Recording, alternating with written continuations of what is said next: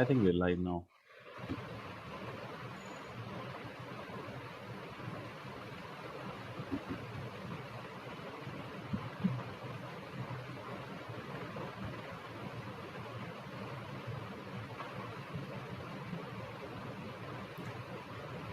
So hi, good afternoon, everyone. Welcome to the Auro Scholar program, and with me I have my colleague Vikas Sharma ji. And so, how are you doing, Vikas, today? How are things at your end? It's good. It's pretty fine. It's pretty fine. Yeah, just So, being safe. yes. I'm so sorry. Your voice is a bit not audible. If you can repeat what you mentioned. I am saying I'm perfectly fine and probably trying to be safe. And let's see, fingers crossed. Let's see how it goes. So, Vikas, I would like to know what we have today for our audience who are watching us live. What we have today? Why this show, and what we have over here for them? To let everyone know, this is a very first episode of Oro Scholar Talk Show, and we will be meeting with industry experts and co-founders of different tech startups in the field of education. We will discuss and understand their thoughts or efforts about future of Indian education system. And so today we have Shahid KP, founder and CEO of Codafing. Hi Shahid, how are you doing? Hi, Vikas. Doing great. How are you doing? I'm pretty fine. Yes. Okay. Shashank, how are you doing? I'm good, Shahid. So, hey, audience, we have a guest, Mr. Shahid KP, founder, CEO, Codafin. Yep. So, as Vikas mentioned, we'll be bringing founders, people from the education fraternity, influencers, leaders from the fraternity to make you understand different perspective of the new of the education and other new happenings over here but आज हम सब यहाँ जुड़े हैं किसी एक specific मकसद के लिए एक रीजन से so Vikas I would request let's start the show and take it forward Of course. So I think we should start with Shahid. So Shahid, if you can just quickly tell us about what Codafin do and a bit about Codafin basically to everyone, so that Yep. everyone knows Yep. what you guys do. First of all, thank you very much, Vikas, Shashank, and everyone, Kunal, and everyone at Auro Scholar for having me on board today. It's such a great privilege to share a stage with like-minded people. Because at Codafin, the very reason why we founded Codafin. First of all, let me just introduce myself. Maybe I'm Shahid. I'm the co-founder and CEO of Codafin. We founded Codafin, my wife and I. It's a couple-run business. My wife and I founded Codafin as a fun DIY project. It was not meant to be a business at all at the first place or even a startup. It was just as a fun DIY project started by my wife for our own kids. The very reason why we started was we wanted to offer our kids an immersive learning experience beyond their traditional schooling. Because we realized the schooling part was more about like exams and just preparing for exams. They were not actually getting prepared for the future as such. So we wanted to have a system where they can enjoy what they learn. And at the same time, we realized if we were to prepare them for future, it has to do something with technology because we are all moving towards a tech-driven future. And we did a bit of a research. My wife is a software engineer, and I come from a business background. So we pooled our resources and we did a lot of brainstorming thing.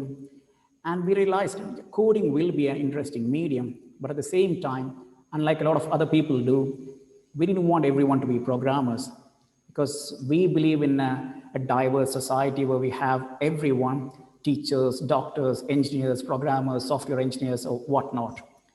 But then again, we are all moving towards a tech-driven future. So we thought like, all right, let's take coding because coding is the base of everything. If there is an electronic stuff or anything, there is coding in that. So if you were to use coding as a teaching medium, not to make them programmers, but to map coding to what they are passionate about. Let's say like if there is someone who is passionate about math, we use coding as a teaching medium to teach them math, not have to be a programmer.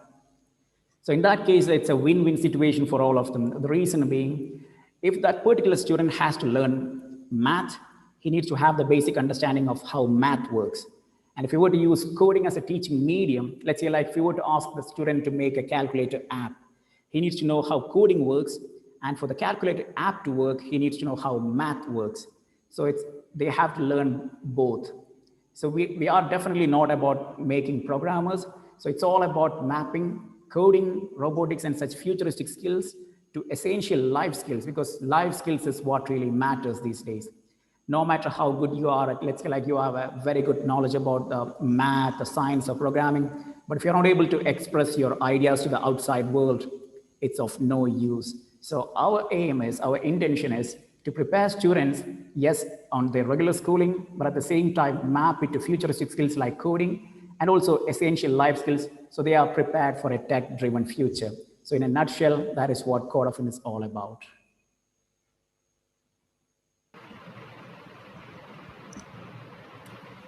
Because Yeah. you are on Because it's mute. muted, is that okay? Yeah. I So, think I'm on it. Yes. yes. So, good to know, Shahid. In lots of things you are into, and a very avid personality coming from the multi-tangent vertical of the life, from coding to traveling to skill-based learning, creating an ecosystem, uh, all in one, I would say rather. And best part, you are aiming for a better future for a student, Exactly. right? Yes. Oh, so, Vikas, what do you have first thing for Shahid ji to answer for us and for Well, the I audience? I am actually would waiting to ask him a question. So, Yes, uh, please. uh, so Shahid, what your typical day looks like? I mean, how does Yeah. your days go? I mean, what do you do during the daytime? How do you guys Okay. work? How do you plan stuff? It's And a very interesting question because before getting into the startup world, I used to work with in a corporate world, in working for corporates, MNCs. So we have a certain set of work hours, let's say like from morning till 8 to 5 or 9 to 6 or something like that, or weekend. But ever since I moved into the startup world, I must say there is no set working hours for us at all. So you know it better than me because you might be meeting a lot of startup. And the surprising part is like, although we always someone expect, okay, let me start my own business, let me start my own startup, so I'm free to do whatever I want. I'm not under anyone else. But that's not the fact. If someone is getting into this startup world just because they want to do stuff like that, they might be getting into the wrong part of the business actually. grass is So, always greener on the other side, right? exactly. Yes, yes. I would have thought the same thing when I was working for someone else. Right, right, But absolutely. the best part is no 2 days are ever the same because there is nothing like we can't predict what is going to happen next day. Especially if you have a certain role, let's say like you are a manager assigned with a specific division, you can at least expect this is what is going to happen tomorrow. But in our case, though, I have multiple roles to play. I create contents, I have website development in my role. I have to talk to teachers in between. I have to talk to Aisha between all those things, the co-founding things and stuff like that. So it's never the same. But I was always a very late person. I was not a morning person at all. One thing if I changed was I started waking up real early because 24 hours is not pretty much enough for us these Enough. days. Yes. I would say, let's say like I must start my day around like 5 in the morning. So the best part is like we work from home these days. So we have kids around, and by late mornings, they wake up and it's a busy day. So 5 o'clock in the morning, it's the best time to do some meditation and stuff like that and start the day. So it's calm and quiet. So you have a lot of ideas in your mind which you can actually implement better. And going to the later part of the day, it's more about like meeting with the teachers and students and stuff like that. So it's never the same, but I would still say like I would start my day at like 5 o'clock, just checking emails and whatever stuff to be done for the day, and Right. prepare a plan for the day, and then start with the day with maybe go through the website and stuff like that. And we would have also got some leads over the night, overnight from maybe new customers or business partners or something like that. Go through those, prepare a plan for the day, and then execute the plan. We don't actually go by a timetable as such these days because Right. we can't do that at this stage because it's more like you have multiple roles to play. So it's as and when it comes. So and prioritize whatever is needed accordingly.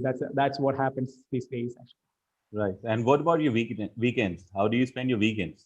Just because Do we you work work on your weekends or oh, yes, try to take a breather? one thing I love about this thing is I enjoy doing what I do. If I were to worry about weekend, it should be only because I don't enjoy something what I do on weekdays. If I enjoy what I do on weekdays, it's because that is something which I'm passionate about. Let's say like a startup founder, and I'm a lot more passionate about content creations and videos and stuff like that. So I have been doing this even before I came into the startup world. So what I Right. have done so far is I have mapped those skills, whatever whichever I had, to the startup world. So I don't actually feel like I'm working something new. So it's just that I map those things to this. So it just goes hand in hand. So it Right. doesn't really matter if it's like a Sunday or Monday or weekends. It's all the same. But do you realize what day it is, or you don't at all realize what day it is? You know, whenever we have meetings like this is actual time when we actually realize, oh, it's a Thursday. Right. Other days, it's just like we don't even realize what day is it, because we start from 5 o'clock in the morning and sit all the way till maybe 11 or 12 or even 1 in the. So I must say it is not unusual for us to actually miss what day it is, because we are completely immersed in what we do. One thing we make sure is we work from home, and it's just like I mentioned earlier, it's a couple-run business. My wife Aisha and myself. So we have kids with us. So what we normally do is like we don't take it to a point where they miss something important just because we are so busy building Codafing. Because just like we are passionate about Codafing, they also have things they are passionate about. So be That's like right. arts and maths or whatever it is. Right. So whenever we get some time, we make sure like we spend some time with the kids. And in fact, just like I mentioned earlier, this was a fun project started for our kids. So they were actually the inspiration for us to start Codafing. And when we spend more time with them, one way or the other, we get new ideas. And you know, it's more like a lab for us. We do a lot of research with kids around, because this is a program for K-12. So they are part of that K-12 segment. So we Right. always get new ideas from them. So weekdays, weekend, it's pretty much the same for us. So Same. it's all Right. about what we enjoy, what we do. That's what really matters, I believe. Great. Thanks. Thanks, Shahid. So, Shashankji, do you want to talk on something with Shahid? Yes, I am very keen to understand. Like Shahid, during his introduction, very clearly mentioned that he belongs to a business family, right? And then he started his career as an entrepreneur. Yeah. So, Shahid, what brings you back into this being an entrepreneur, and what does Codafin means? If you can explain Yeah. us. For business in the sense, like I have my maternal uncles and people who are into business, quite successful ones. My father, though, he is not a businessman as such. He was working for an oil company in Abu Dhabi, and he actually wanted to get into business, but then again, he really had to work offshore to bring food to our table. It was not the easiest job to do. It was like you know, you work offshore in a remote island, then you come back home only like a few days in a year. That's how it was. So, but I believe he always wanted to start business, but he was not in a position to do so, I believe. The best part about him is like he always step in to support me whenever I'm in need of any support. If I feel down, he would just come and say like, if I can do all these things with very limited resources, what I had, I'm sure like you can do a lot better. That's what he used to tell me always. And I strongly believe what he does these days by supporting me is whatever he missed when he was of my age, he's trying to fulfill his dreams through me. That's what I always feel like. Because he might have missed a lot of things when he was of my age, just because he was working offshore, working his, you know, it was not the easiest life for him at that point of time. And he rose through the ranks, but it was not really easy for him. But whenever I'm in need of something, he would just step in and support me. And the reason I believe he is doing so is because he just finds his younger days in me, and he's just trying to live his life through me. That's what I believe. And when it comes to Codafin, Codafin actually stands for, we got this trademark for this name Codafin, and I had a chat with this consultant, the trademark consultant, and he told me, you have to come up with a unique name. So I thought like, okay, ours is to do with coding as a teaching medium. So it's the Codafin stands like you can see just behind me, it's Koderfin. So we purposely misspelled the C part, it made it to K, that's Koder, which stands for the coder. And the fin stands for future is now. So we just joined two names together and made it a unique name. So which made it a lot easier for us to get this domains and stuff like that, because there was no Codafing name as such before, I believe, actually. So it was a new name for us. So in a nutshell, it is Coda and Fin. So we joined that together, and what we try to say is like coding is the future, or a coding-based curriculum is the future. And also, if you notice our logo thing, it's about a small boy with a paper plane in his hand. Fin also has a symbolic meaning. Fin is that something on an airplane or a shark fin, something like that. Something that helps you propel forward. Something that helps you move forward. So that is also the fin part in the Codafing. So it has two meanings. One is future is now, and one is the fin in something that helps you propel forward. So that is what Codafing is all about.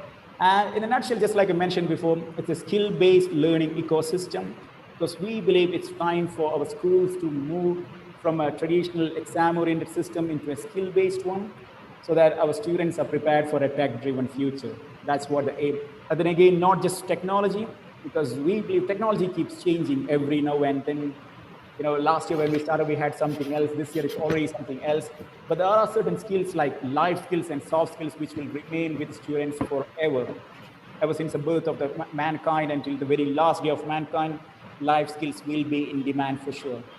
So whatever we teach is map whatever technology to life skills, so that they are always updated for a tech-driven future, or just future, whatever it is. So that is what the core aim of this one is. And we have a patent for this one, the teaching part. We call it iShare. iShare in the sense like my wife's name is Aisha and my name is Shahid.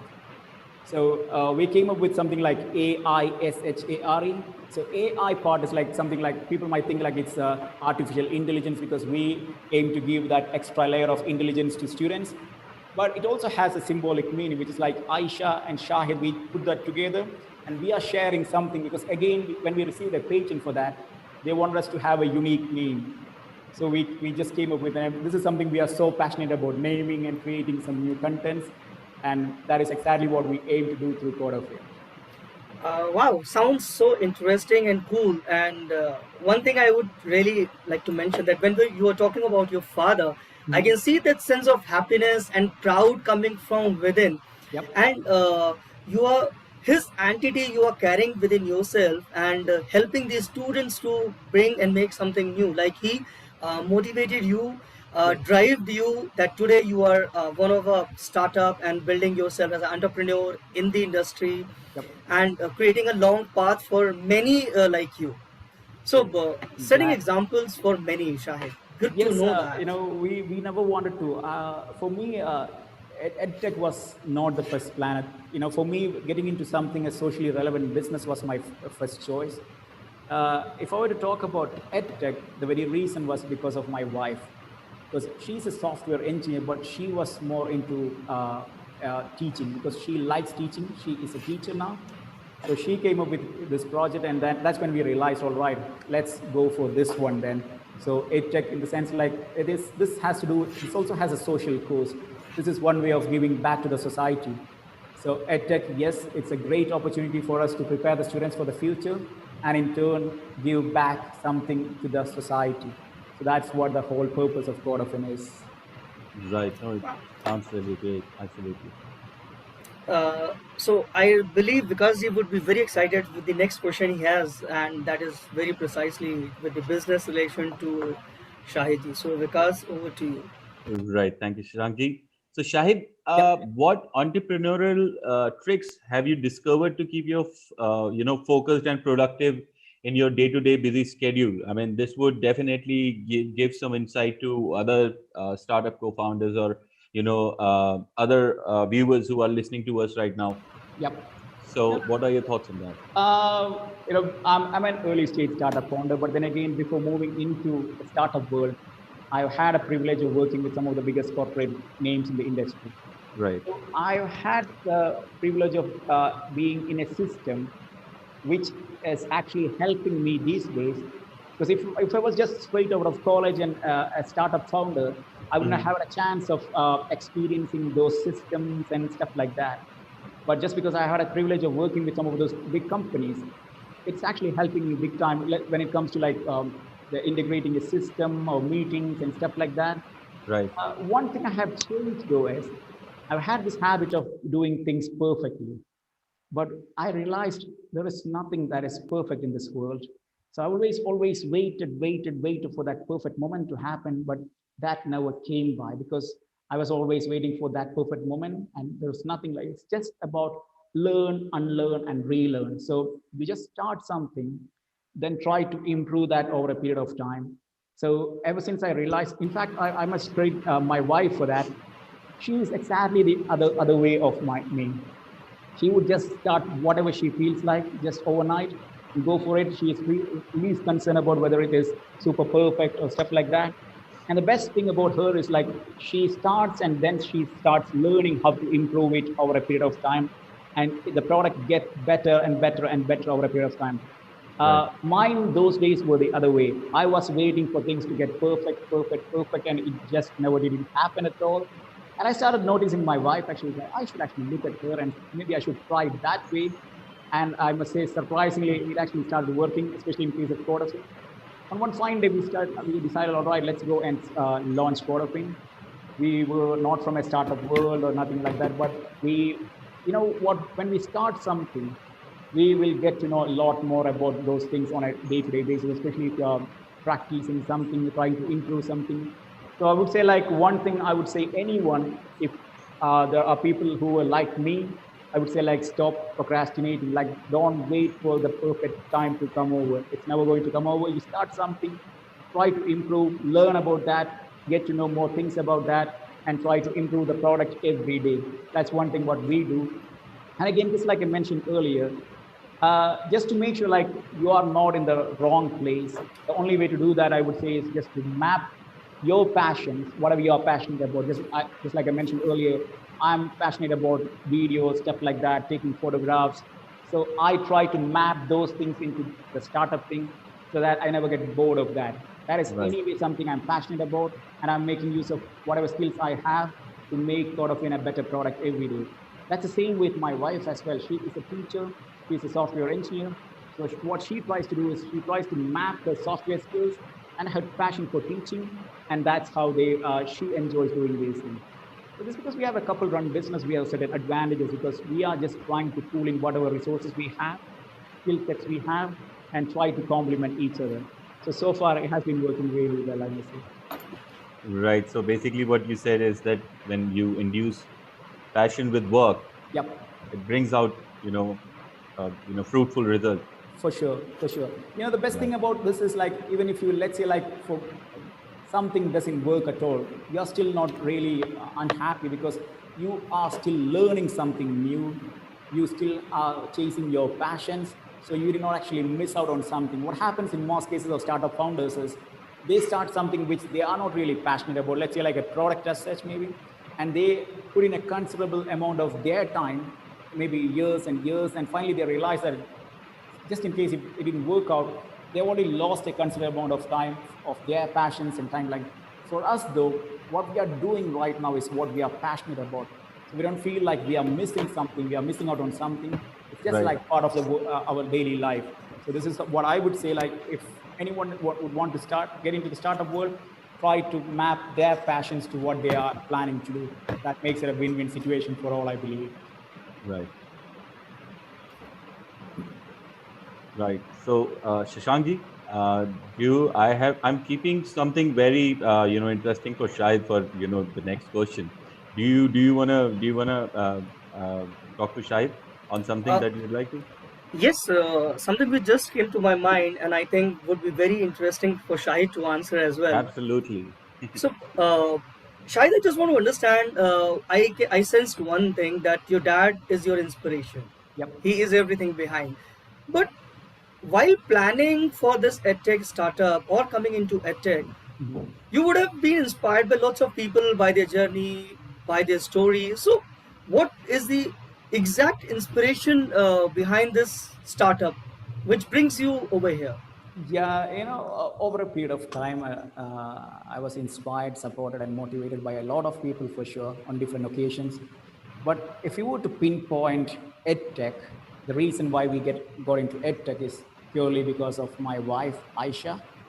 Because just like I mentioned earlier, my thing was specifically not about getting into edtech. I wanted to be part of a socially relevant business. In fact, I had a lot of other plans in my mind. But if we are here today, it would have only been because of Aisha, because she came up with this idea because she was so passionate, she still is passionate about teaching, and not just about teaching, alternate way, the method of teaching, not just the, what do you call, the traditional way of teaching.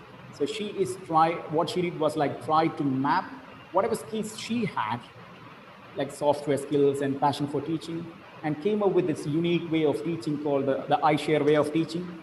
And even I was not even sure then, should we go ahead with that? Because we have plenty of companies out there doing edtech business and stuff like that.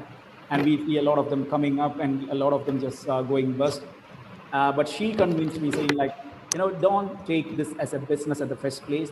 Let's do something what we are passionate about, about. So you're passionate about doing things. She told me like, okay, this is what you're passionate about, like marketing, business planning, customer relations and stuff like that.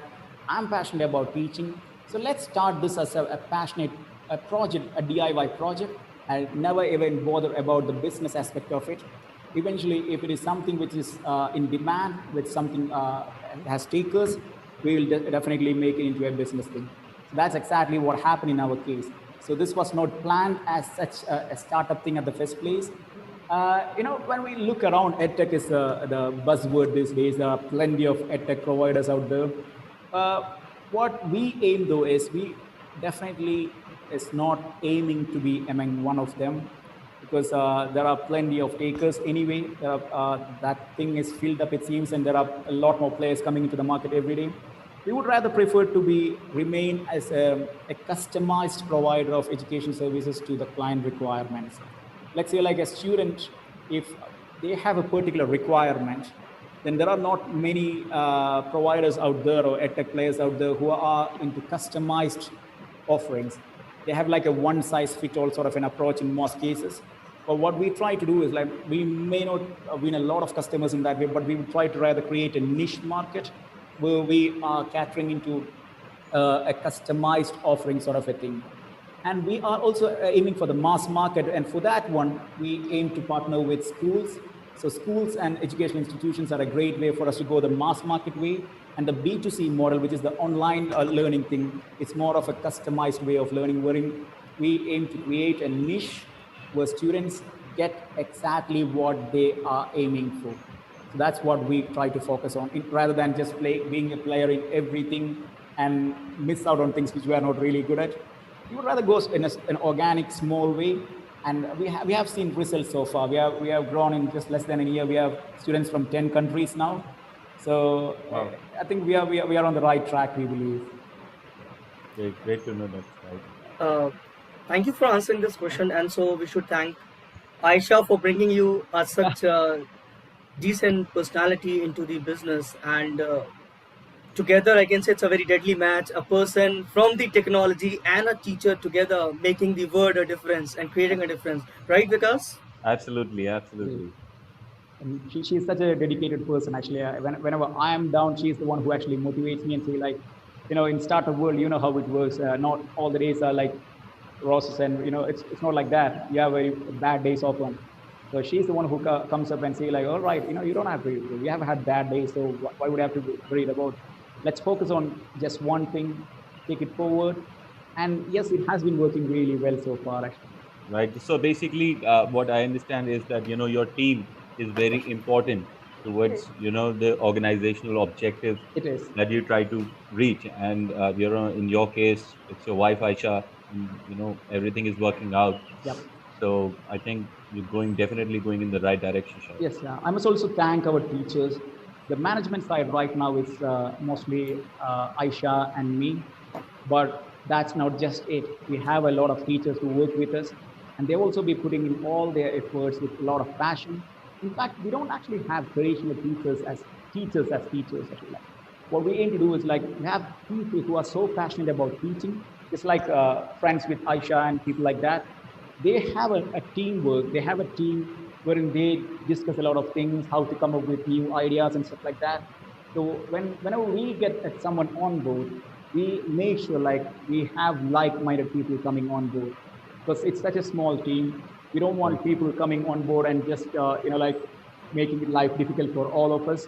So one thing we always make sure, like we try to make sure like whoever comes on board, it's at least like a like-minded person, and it has been working so far really good. Right.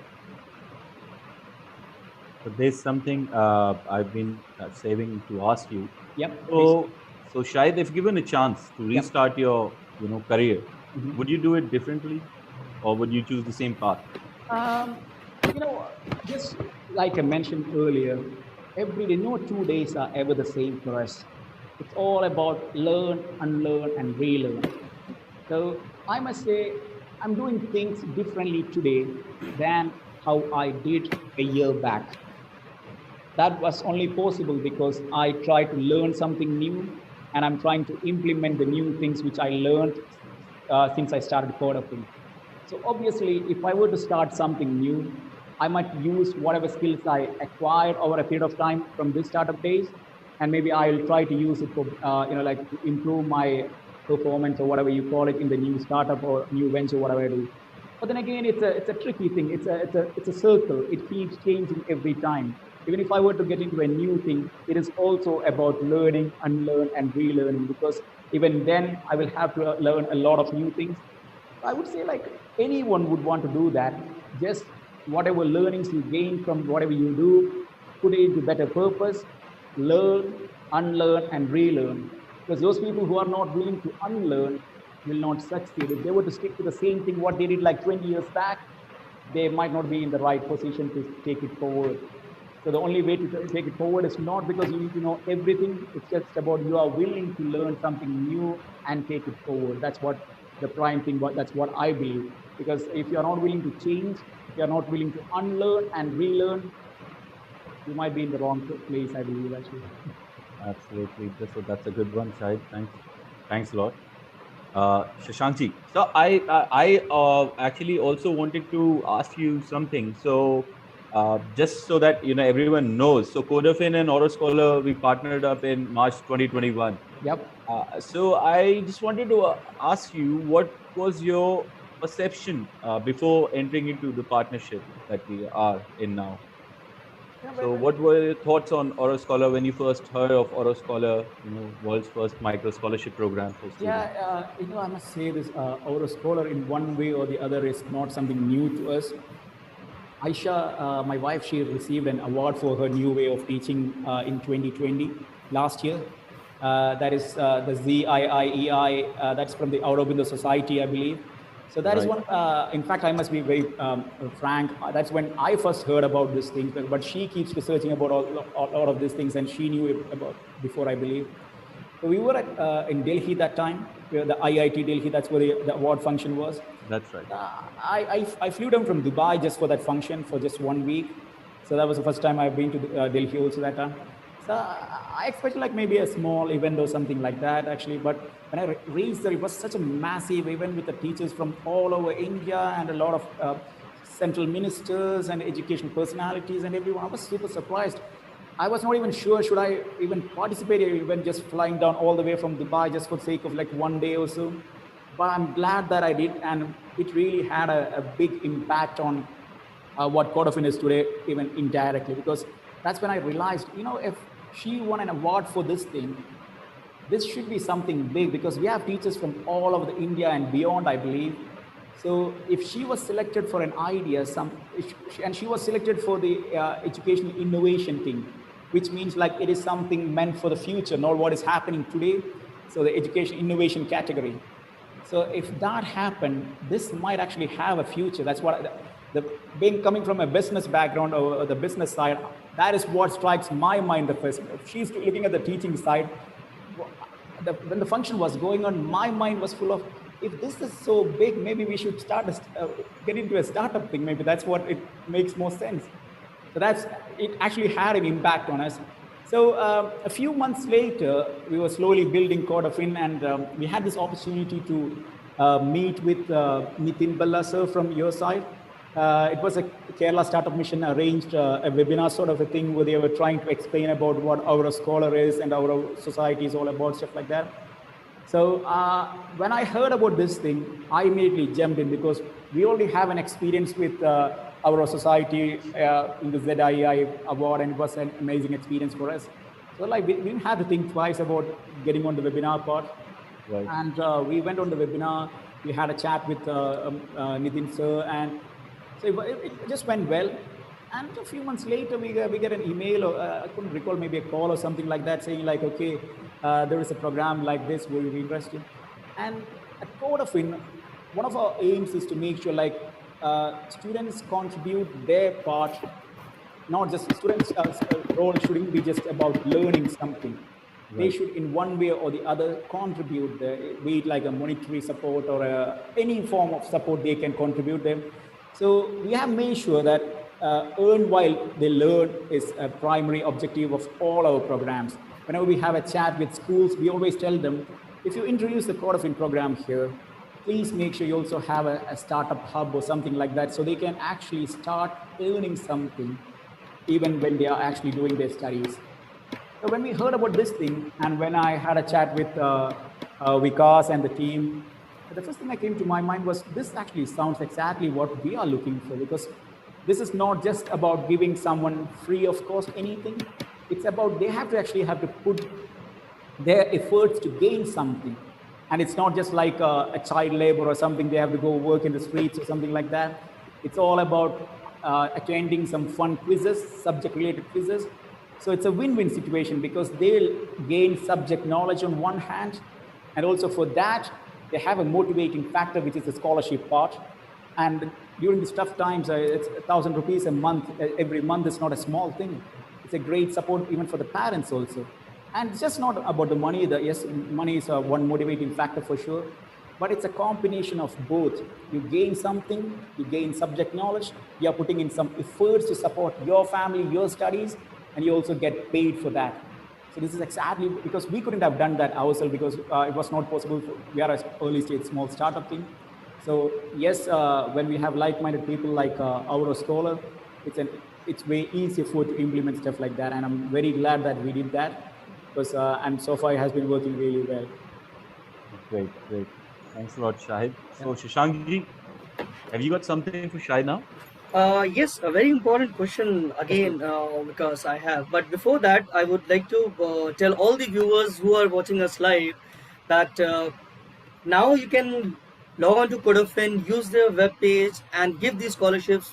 All the students from class 1 to 12, teachers do motivate, parents do motivate your students, come to Codafin and get this scholarship, and let your student, let your child grow, earn, learn, unlearn, then again learn. So what is that is the process of what we are doing with the Codafin. So True. Shahid, something very Yes, please. important I have, very, very interesting for you. Mhm. Journeys are never easy, whether you travel by any mode. And if you call the journey life as a journey, Mhm. so during your entrepreneurial journey, when you started coming to this stage of your startup, edtech startup, where exactly you saw, okay, let me give up now. I am not able to move forward. So, what were the failures and what were the lessons that you learned and that kept you moving forward? Well, even before we started getting to the code-up part, maybe a few months earlier, I was laid off from a very comfortable job because I had this feeling like whenever I saw people getting laid off, maybe they were not really good at their job. That's the reason why they are getting laid off. So it's not applicable to me because I'm doing my job. That's what the kind of thing it was in my mind. And we had a really comfortable life, so it was going well. Never thought about leaving that part and getting into something new. But unfortunately, one fine day, I was laid off and I was like super broke. And I also had put in some of my hard-earned money in a project, which also went completely, like off the track. So that's when we realized, okay, this is not something. Aisha, me, and our family, we were all in Dubai those days, and actually had to send Aisha and kids back home because it was not the easiest for us to survive and sustain all those people. So in fact, that was actually the starting point of the Codafin part because Codafin was born because of something didn't work well the way we expected it to. Because if we were still in the job, a comfortable job, we would have been like going well with the job, and this would never ever happen. So we had to send the kids back home, and our aim was always come back to India because this is where we came from, and we never wanted to be in a foreign land for too long. Go back, start a project where we, like we are happy giving back to the society, something like that. This was always the plan. Ever since we moved to Dubai, this was the plan. We have to come back. But it's just that it all happened just like that, just because I was laid off. So I had to send the kids, wife and kids back home. And this was not easy because, you're jobless. Dubai is not a cheap place to live. It's an expensive thing. So that's when I started like going the frugal ways, like stop spending on things like that and start preparing for a plan B. Eventually came back to India, and we started. And Codafing was actually meant to be a project for schools. It was not an online project at all at the first place. The online project was a scale-up project meant for a later date. So in March, we started last year, 2020, and we had a chat with a few schools. And from academic year June, they all agreed like, okay, 15, 20 schools agreed that, all right, let's launch the project, all good to go. I was so happy. I even expected like, oh, startup is so easy. It's just happening just like what we expected. And came like March 20, I believe, or 22, and the lockdown just came in, COVID lockdown, and the school shut down. And when we approach them, they say like, you know what, the schools are shut down now. We can't start this project right now because we have to put this on hold. I thought like, all right, it's just a month, maybe 2 months, 3 months. It just went on like that. The 1 month became 2 months, 3 months. Then I told Aisha, you know what, if you were to wait for the schools to open, and I was super depressed those days because nothing is happening the way we are expected. We can't go out, we can't meet people. And I even had this feeling that this is going to die down the very early stage itself. But what happened was, and again, it was Aisha, she came and motivated me. We don't have anything to lose anyway. It's a startup thing. We just started. If it was like a huge company already, a huge startup, we would have had a lot of things to lose. But this is anyway, we just started, so there is nothing to lose. So let's try a different plan. That's one fine day. I told them, let's switch online and start. Even if we get like 10 students, it's okay. So that's how we started the online project actually. So Codafing became the school directly instead of we working with schools. So we started offering like short-term courses like coding and substitutions and stuff like that. And that started like with like 5 students became 10 students, and 15 friends and family circles. And I think over last 1 year, we have had over like 5,000 students from altogether from 10 countries.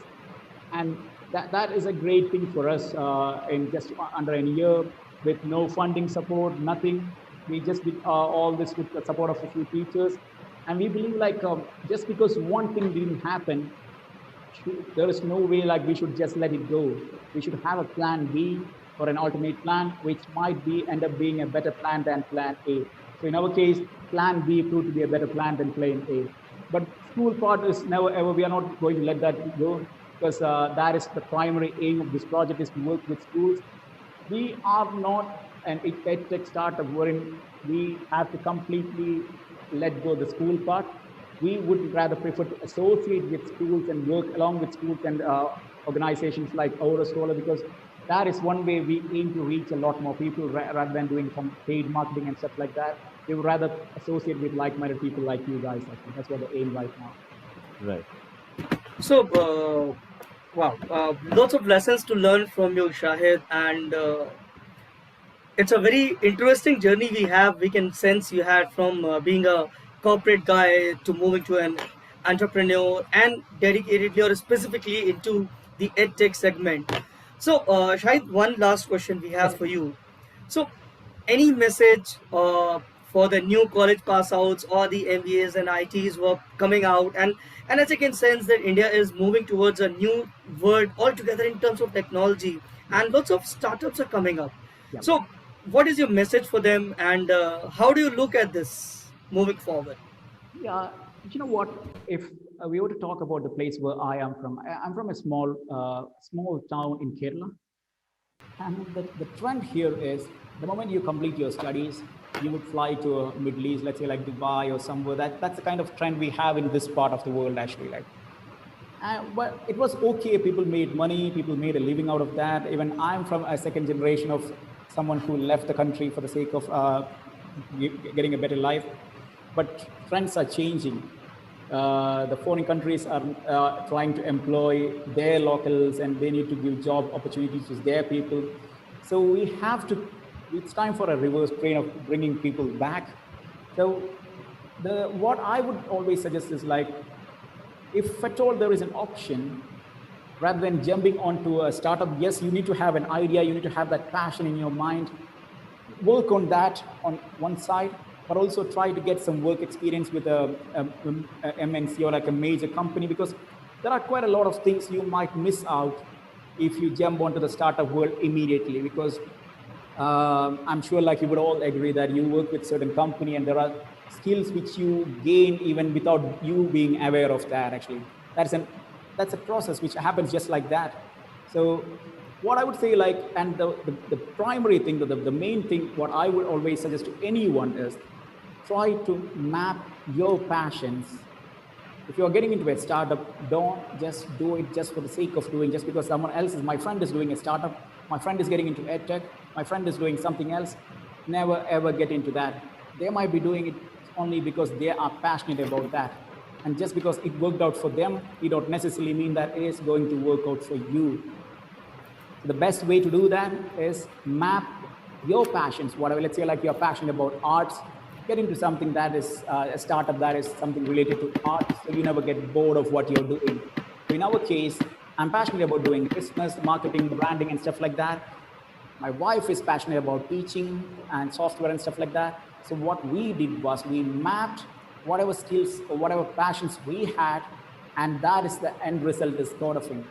So no 2 days are ever the same, and we never ever get bored of these things. So I would recommend the same thing. I would advise anyone who would want to get into this sort of a startup world, try to map what you're passionate about.